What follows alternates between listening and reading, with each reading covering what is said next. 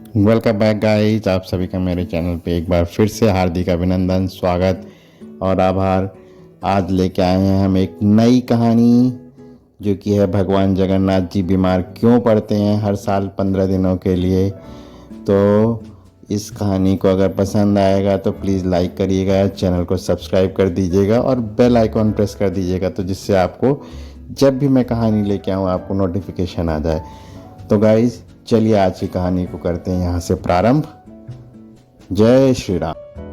पुरी में जगन्नाथ जी, उनके भाई बलभद्र और देवी सुभद्रा बीमार हो गए हैं। प्राचीन परंपरा के अनुसार अब वो 14 दिन तक भगवान आराम करेंगे। भगवान का स्वास्थ्य बिगड़ा होने के चलते मंदिर में भक्तों का प्रवेश बंद कर दिया गया है। केवल पुजारी और वैद्य जी को ही इलाज हेतु सुबह शाम भगवान तक पहुंचने की इजाज़त है।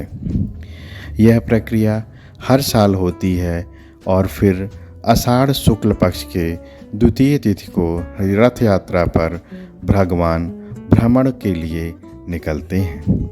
इस साल रथ यात्रा 20 जून 2023 को निकलेगी।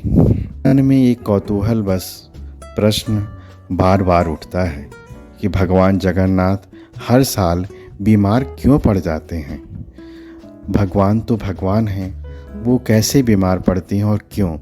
इसी रहस्य को जानने के लिए आगे की कथा पूरी सुने आखिरी तक। तो ज्येष्ठ मास की पूर्णिमा पर 108 घड़ों के ठंडे पानी से देव स्नान करने के बाद से भगवान जगन्नाथ जी बीमार हो गए हैं। लेकिन पौराणिक कथा के अनुसार इसका दूसरा पहलू भी है। उड़ीसा के पुरी में भगवान जगन्नाथ के एक परम भक्त थे जिनका नाम था माधव दास।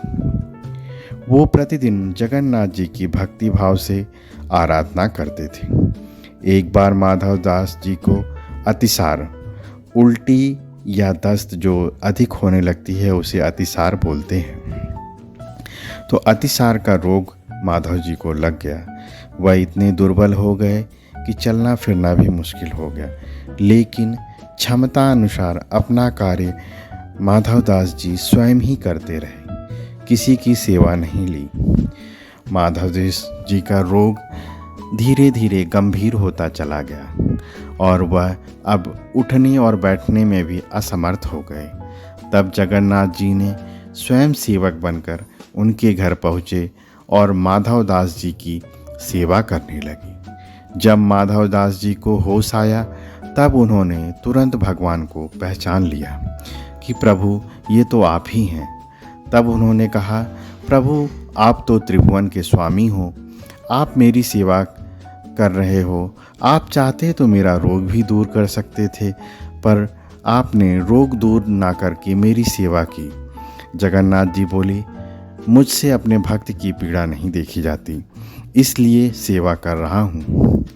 पर जो प्रारब्ध होता है उसे भोगना ही पड़ता है। लेकिन अब तुम्हारे प्रारब्ध में जो 15 दिन शेष रह गए हैं उसे मैं स्वयं ले रहा हूँ। यही कारण है कि आज भी हर साल भगवान 15 दिन की जो बीमारी है वो अपने ऊपर ग्रहण कर लेते हैं और भक्तों को उससे मुक्त कर देते हैं। तो हर वर्ष की बात इस बार भी ज्येष्ठ पूर्णिमा को भगवान को जगन्नाथ को ठंडे जल से स्नान कराया जाएगा और उनके ठीक होने तक अर्थात आषाढ़ शुक्ल पक्ष की द्वितीया तिथि, जो कि इस बार 20 जून 2023 को पड़ रही दिन भगवान ठीक होके नगर भ्रमण पर निकलेंगे। तो आज की कहानी आपको कैसी लगी कृपया कमेंट करके बिल्कुल बताइएगा और अगली कहानी में हम लोग मिलेंगे। आप सभी से एक अनुरोध है कि कहानी अगर अच्छी लगी हो तो अपने सभी यार दोस्तों के साथ शेयर करिएगा और मेरे चैनल को लाइक करिएगा, सब्सक्राइब करिएगा। तो चलिए अपना ध्यान रखें, स्वस्थ रहें, मस्त रहें।